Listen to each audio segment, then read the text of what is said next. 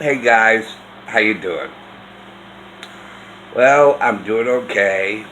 And now, even though I'm going to talk about something that happened during that whole set of uh, videos about the ice raids, I basically want to talk.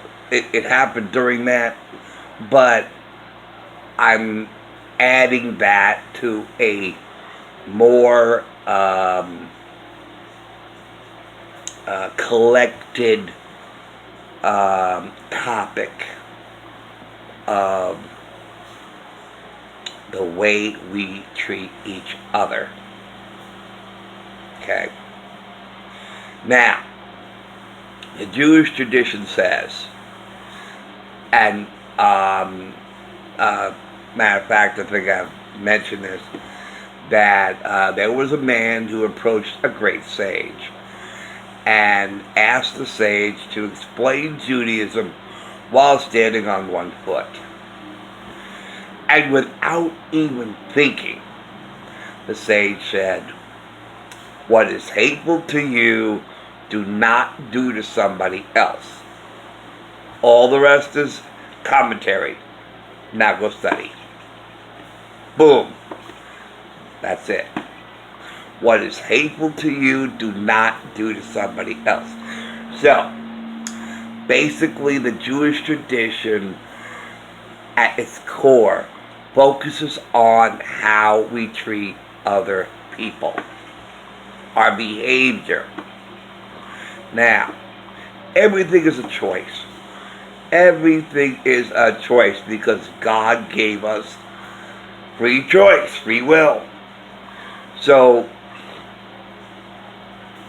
you're not at the mercy of some evil power. I will kill, search, destroy. I am programmed to kill. No. I am programmed to treat others badly. No. You have a choice. You have a choice. We all have choices. Well, he made me do it. No one can make you do something. And as far as something else too. Oh, he treats me so badly. Well, you allow it. You didn't stand up to it and said, "I ain't taking this no more. I'm leaving. Goodbye. Because I'm worth more than that." And you can. You can. No one treats you any differently than you allow yourself to be treated. If you're being treated badly, if you accept it, you are allowing him to treat you that way. You are allowing it. You're not protesting it. You're not objecting to it. You're not saying, "I don't like this. I'm getting the heck out of here." No. But basically, you have that choice. You have that option. Saying, "I don't like the way I'm treated. I'm leaving. Goodbye." Okay? We are treated the way we allow ourselves to be treated. And you have a choice. Now,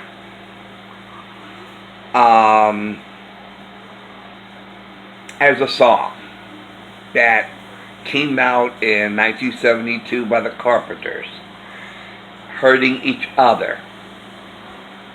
Now then, why should it be that we go on hurting each other? Can't we stop hurting each other, making each other cry, hurting each other without ever knowing why?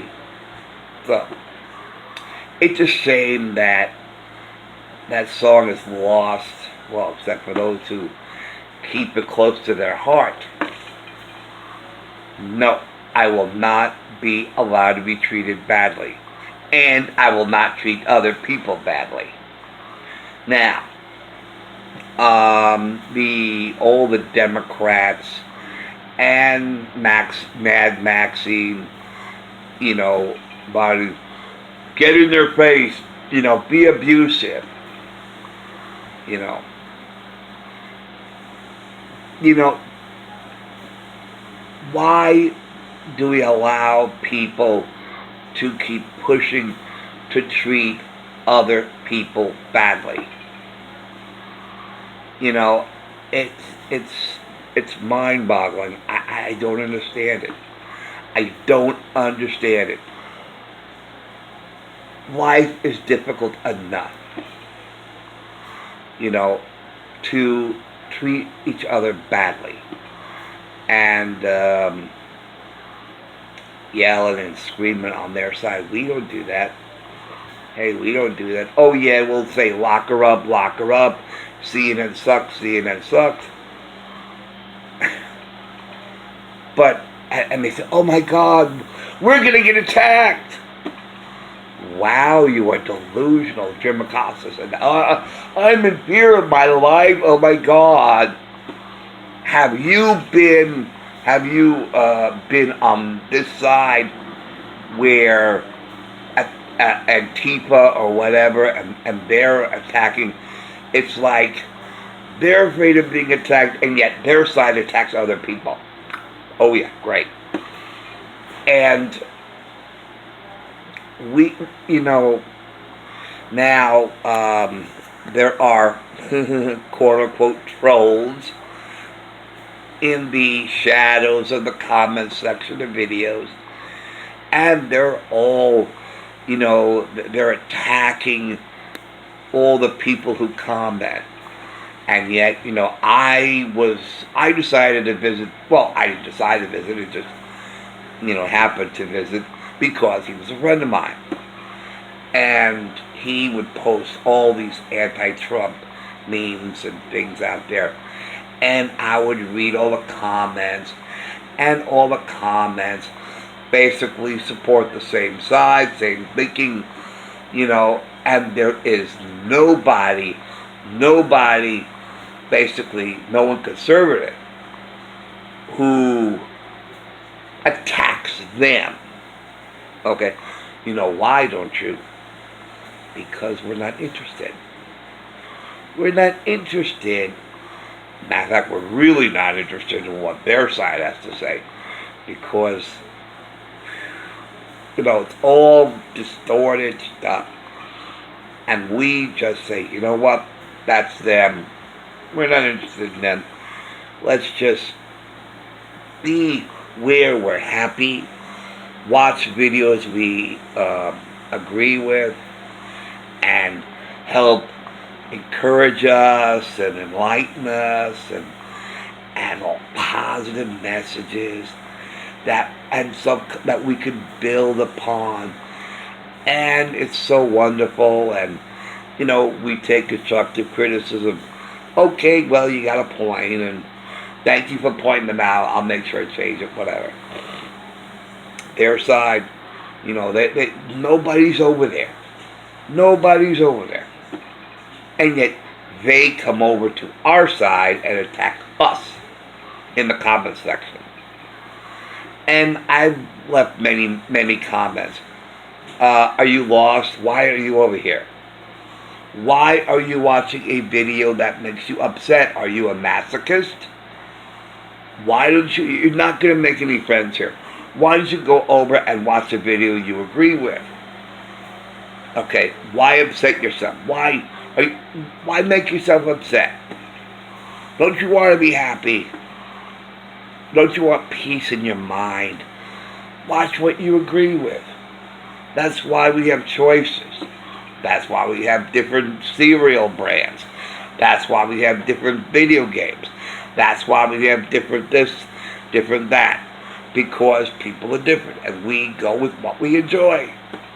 But they come over to our side and are so upset by what they watched and they're going to attack us. Okay. Well,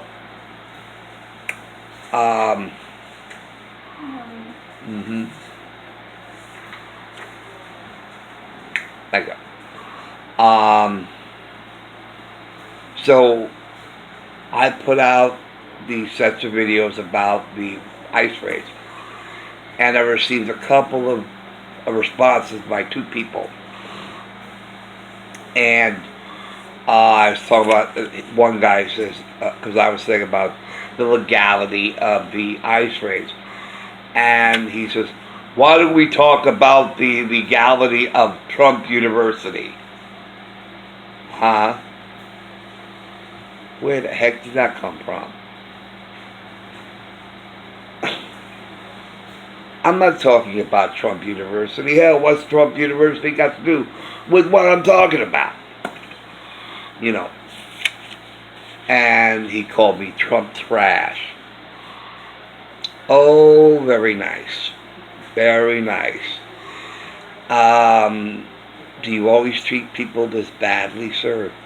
You know, if you don't like what I said, just don't watch it. God gave you freedom of choice. If this is making you upset, don't attack me on a comment.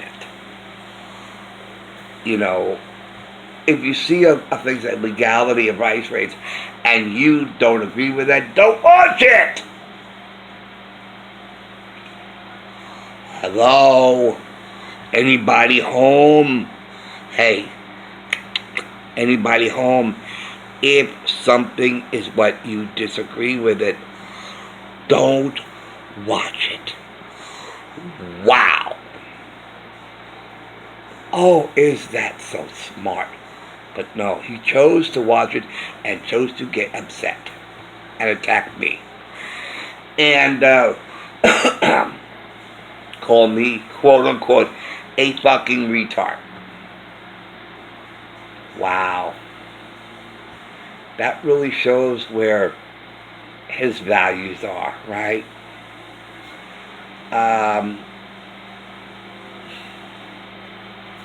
Boy, you need help, sir. You need help. You know.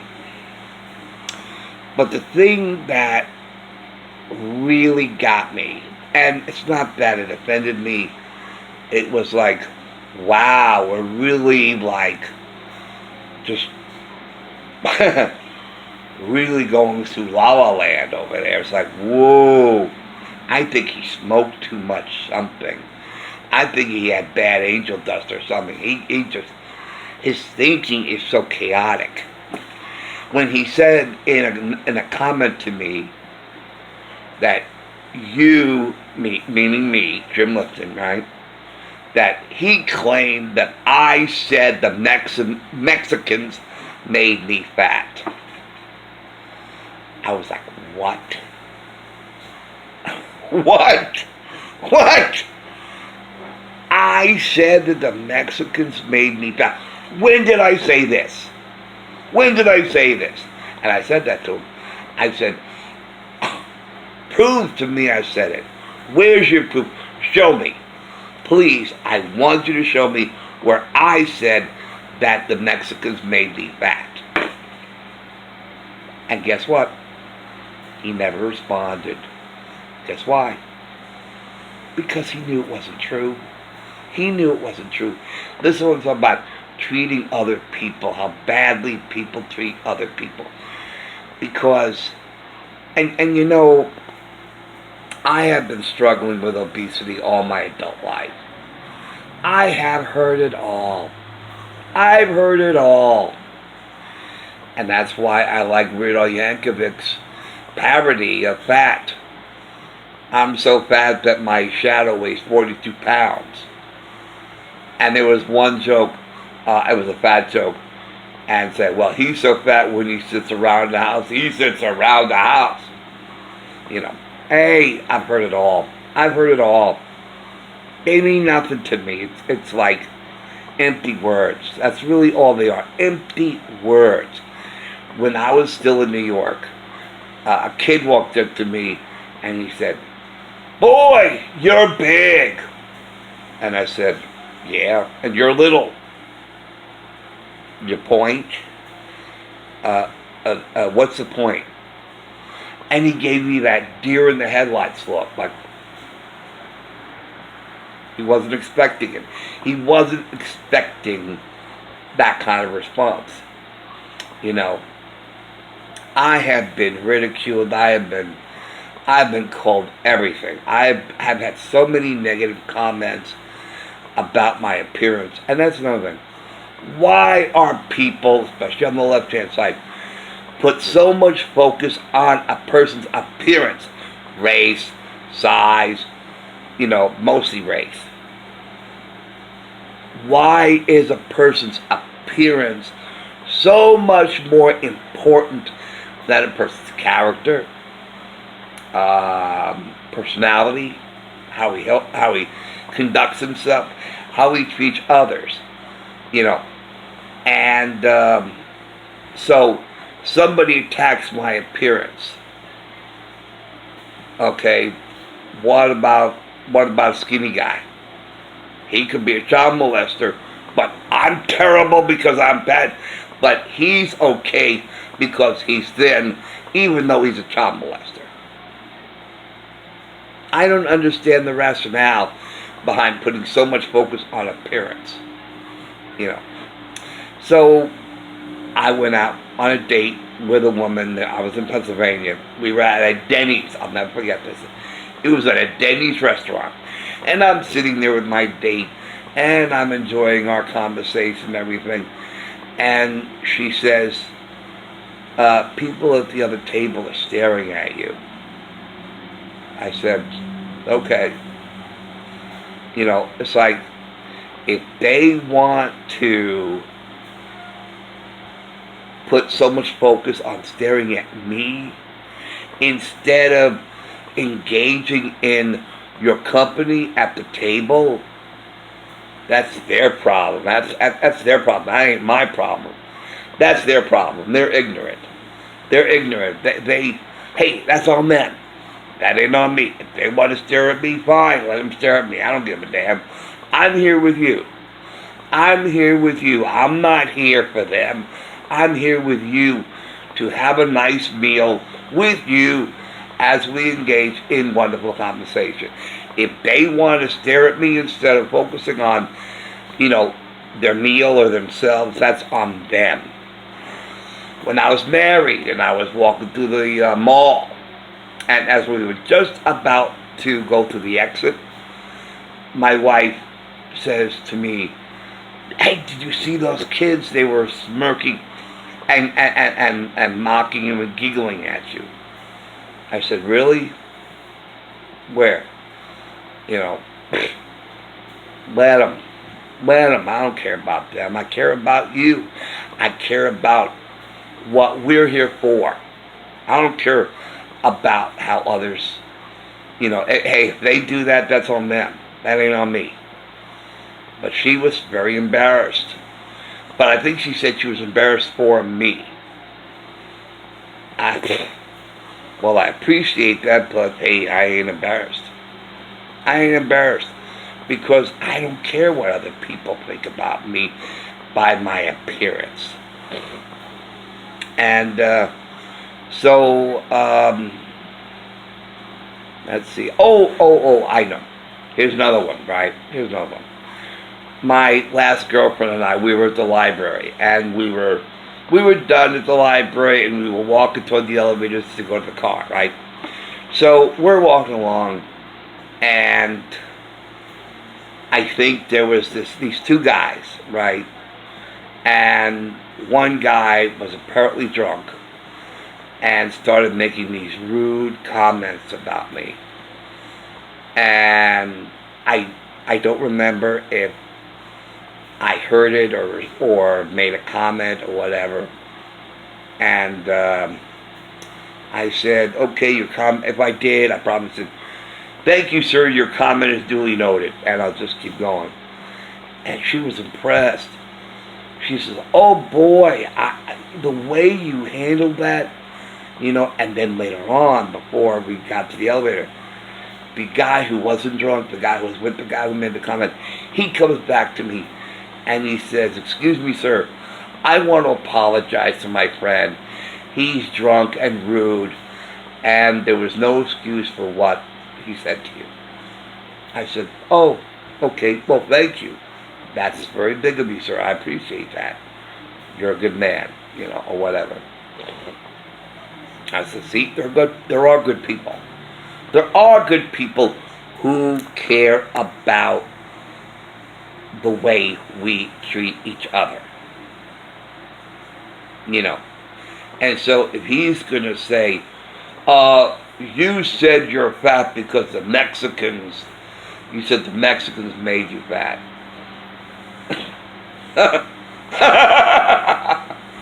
Oh, I gotta laugh at that.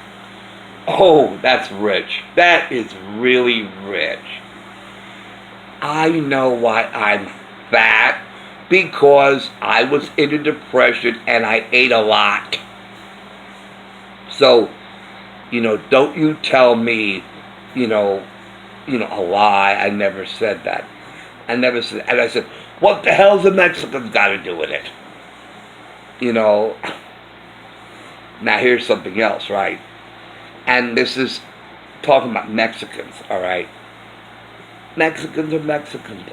They're people just like us. And just like any other people on the planet. But one of the things that anti-Trump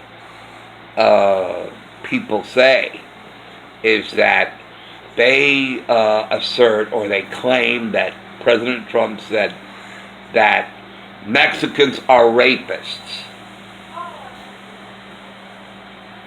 No. You misunderstood what he said. He said that MS-13 members coming through the southern border are rapists. That's what he said. And the MS-13 gang do not come from Mexico. They come from South America or Central America or something like that. I forget which. But they're coming to the Mexican border. So they said, oh, so you're calling them the Mexicans as rapists? No. I said the MS-13 gang who's coming through the Mexican-United States border are rapists. I never said that Mexicans were rapists. I said the MS-13 gang members coming through the border that we share with Mexico are rapists. And they come from Central or South America. So, how quickly people distort things, and I grew up thinking that everybody was basically good people of good character, and decent, God-loving. Now they say God-fearing. I don't fear God. I have a covenant, an eternal covenant with God. Hell, He's my friend. God is my friend. I shouldn't have said He, because God has no gender. God is genderless. Okay. God does not have biceps. He doesn't have muscles. He doesn't have a penis. God does not have a penis. Okay. God is not a man. Okay. God is God. And if you try to identify, now this is Jewish teaching now. God has no gender. If we try to describe God, then we are creating a graven image, which is one of the 10 Commandments. Thou shalt not create a graven image and worship the graven image. So God is God. God is beyond all comprehension. That's what makes God God. So anyway, so I don't fear God. I have a covenant with God. And I follow God's commandments. But anyway, that aside. So like I said, I grew up with people being relatively decent people. And yeah, there's some bad apples in the bunch, but a bad apple is not going to spoil a whole bunch of humanity. Yeah, we got a couple of rotten eggs. Now, maybe a rotten egg in a dozen might spoil the others because of the toxicity of that rotten egg might affect the other eggs. But basically, I mean, everybody's individual. Everybody has histories. Every individual person has their own personality. Okay? So, but I have never experienced so much hostility and hatred that I have been experiencing from the liberals and Democrat side. So much hatred and anger. I said, boy, you people are going to give yourself a stroke and an ulcer with all this anger and all this hatred. I says, I pity your health on this, guys. Yes, I may be unhealthy because of my weight and my bulk and all the medical conditions it brought on. And I don't blame anybody or anything for my physical issues than myself. I have nobody to blame but myself, and I never, ever blamed anybody else or anything else. Well, I went through a depression. I had to watch my father. It basically started with college. When I realized what I was going for, cinematography, I was disillusioned with it. So I became depressed. Oh, what am I here for? Why am I here? What will be my contribution? What legacy will I leave behind? What am I destined to do? I don't know. So I was lost, career-wise, and, why I'm here, right? That started the depression. And then later on, my dad got sick with cancer. And I was forced to babysit him and make sure he's okay. So I had to watch close up this great man slowly deteriorate into a frail wisp of a man, beset by chemotherapy and radiation treatments. I was always on the alert. There was one time that my mom called me, Jimmy, help me. Your father's in the bathroom. I need your help. So I had to watch this go on. And that brought on the depression. And then he dies. And then a few months later, my grandmother, who I was very close with, she passes away. So now I got a double whammy. I got two people who I loved die. Okay. And that basically started the depression. And I started going downhill on that. So, and then it just bleeded out into my 30s. And I've been struggling with my weight issues ever since. So, for him to claim I said the Mexicans made me fat. Oh, God. I tell you, thank you for the wonderful joke, sir. I have never laughed so hard than when you said that I said that the Mexicans made me fat. Oh, God. Ooh, thank you. I needed to laugh, sir. I needed to laugh.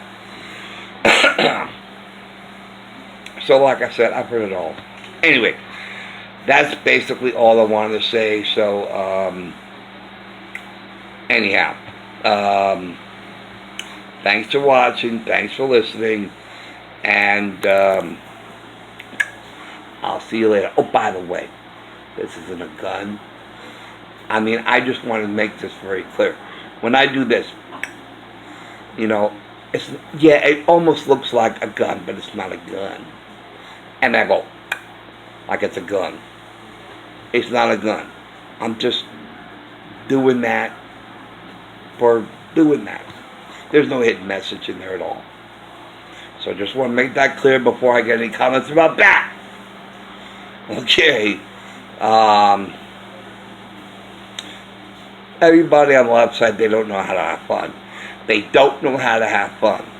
They're always upset about something, and they're always on guard. Say, "Oh my God, that's offensive. That stresses me out. That triggers me. I'm upset. That makes me upset. Don't do it. If it upsets you that much, run to your safe space." Okay, And the whole matter about college being a safe space. Oh my goodness. I tell you, the world has gone crazy. The world has gone crazy.